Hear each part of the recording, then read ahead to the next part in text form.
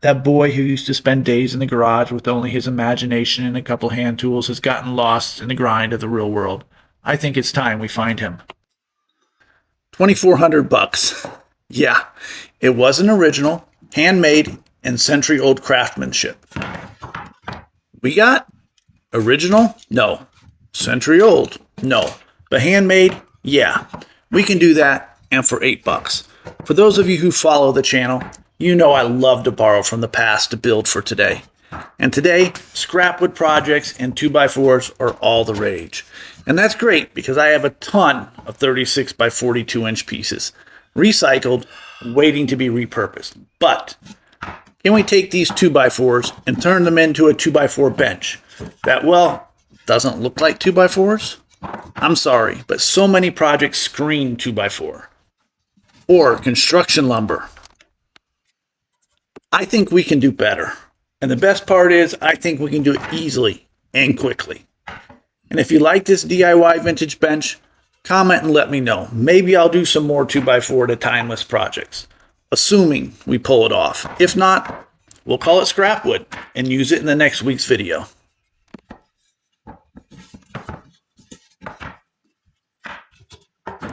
I'm going to start with the seat. It's the hardest part, I think, maybe. Although after last week's fiasco, it might not be, but I need 3 pieces. 2 at 22 and the middle one at 33. Now the idea is to somehow get these not to look 100% like 3 individual boards. Somewhat. We aren't trying to hide the fact it's made from 2x4s so much as not advertise it.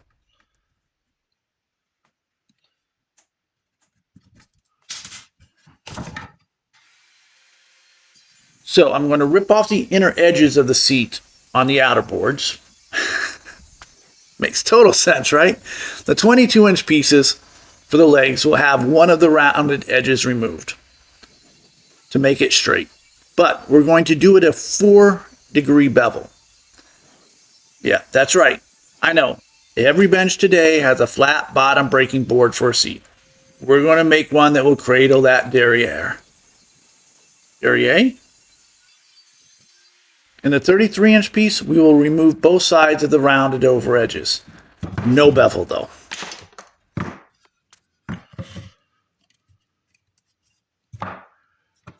And there we are. You probably can't see it from this angle. Let's try it like this. There you go. 4 degrees. Should be perfect. Practice, dry fit, and yes, the clamps will pull it all in tight.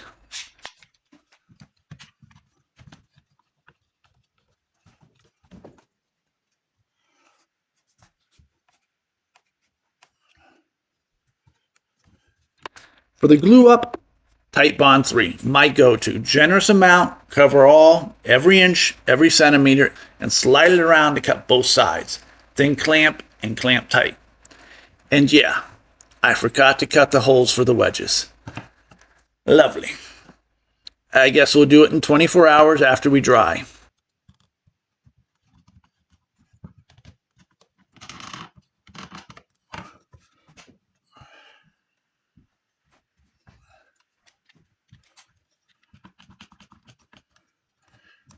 Onto the sides. This is going to be great, assuming it holds, and easy. 20 inches high, we will taper the legs, no laughing after last week's issues. And the middle section we'll do in pieces. 4 inches, then a gap of 1.5 inches for the center seat to pass through, and 4 inches beneath. No hole to drill and chisel. This whole thing is based on glued seams are stronger than wood. And that my wife only weighs like $110, so it could hold together with only brad nails. Okay, I like that. All right, the leg taper. I'm thinking that looks about right there. 10.5 inches up and flares to 1 inch removed at the bottom. Okay, so first one is looking good. Let's get some camera shots so you can see how I did it. Then tackle those tapered legs if we can. Based on a couple comments from last Thursday's video, if you missed it, a gorgeous spalted maple hidden frame triangle clock. Totally SEO approved cram pack title, by the way. There's a link above. And if you missed it, why? Subscribe and hit notify so you won't miss another. And hit like while you're down there. It does wonders for the algorithm. Where were we? Okay. All right. Back to the legs, the tapered legs. Right. Several viewers commented about a tapering jig. I used to have one. No idea where it is. Or those cool little screw-on clamps I bought to make a straightening jig like 4 years ago. In the shop somewhere, probably with my 35-degree hexagon jig in lime green, still missing since the hexagon planer build. So, I'm going to take this old drawer side and make a quick jig set to the precise angle I want. Then, in theory, we slide it through the table saw and perfect. Rinse and repeat 3 more times and we have tapered legs.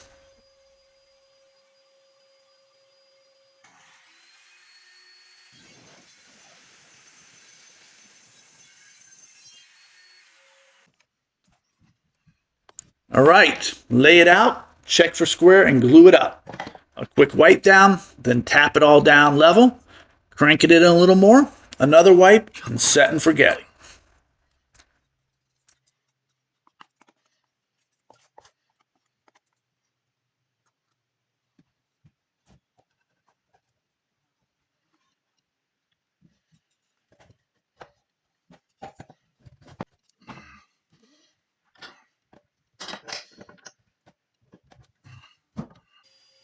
Oh, 6 a.m. Time to feed the wen and wake up the neighbors. No worries here, I live on a mountain. Neighbors won't hear a thing. My glue up was not as clean as I had hoped. I rushed it. Too much to do, too little time. In fact, truth be told, not thrilled with my glue joints as much as I had hoped to be. For the first time, I find myself wishing I had a jointer to get those edges perfect.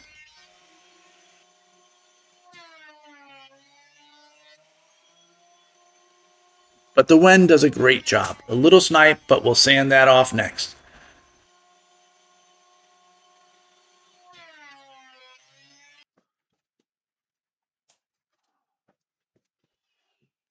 Breaking out the orbital, I hit it with the 80, 100, 120, 150. This sander has fallen out of favor lately. I have been relying on the benchtop sander. I hate those swirl marks, and I can never see them until I apply the stain. So I have to go through 4 grits, 80 to move the mountains, down to 150 to smooth the swirls.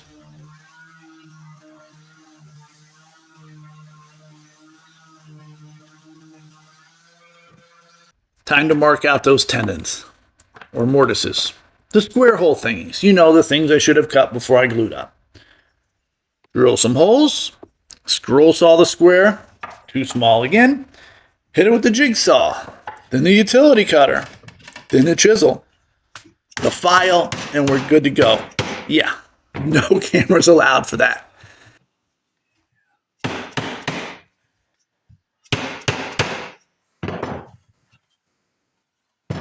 If you doubt my frustration, take a look at me in the next photo testing the 2x4 bench out. It's 8 a.m. now, and I'm all done in.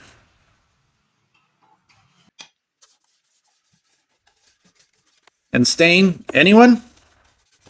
Yeah, golden oak. It does to pine what milk does to your body. It's good for you.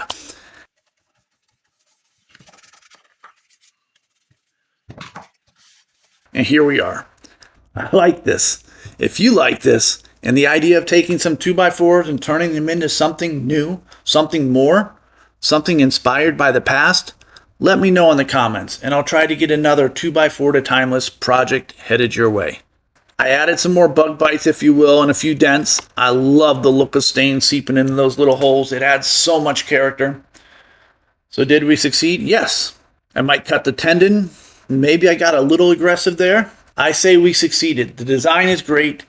The seat cups my tush just right. Does it scream 2x4 bench? No. Don't get me wrong. It still says it, just not as loud. And that's okay. As far as $2,400, no. That was never my intention, and we both knew that. nor to say that the antique stool that influenced this piece wasn't worth it. Just to show you that with limited cost, you can build something that doesn't scream 2x4 bench or construction lumber. Thanks for watching. If you liked what you saw, please like, comment, and subscribe. Anything and everything. Thank you.